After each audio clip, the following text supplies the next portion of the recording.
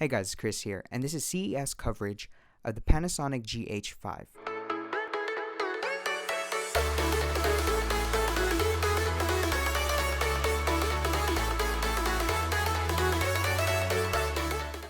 If you want a full detail on what the spec upgrades were for the software, check out the video in the description below. Now I don't know prices, you have to check that later on. So the GH5 definitely has a little bit bigger of a body, but you don't notice it too much, and the handle has a little bit more of a sharper edge to it, whereas the GH4 was a more rounded handle. The button layouts did change. On the backside, the scrolling wheel feels a lot better and more sturdy, and the record button moved to the top.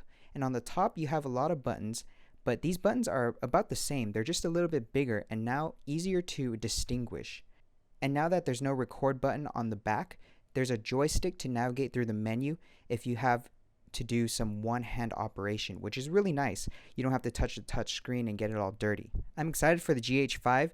One of the biggest features they added was the dual SD card slot. So now you can put in two SD cards, whether it be 64 gigs, 128 gigs. You have a lot of memory, and these cards speak to each other, so you can keep rolling and it'll go onto the other card once one card fills. Now, just looking at the physical upgrades themselves, I think this is well worth the money.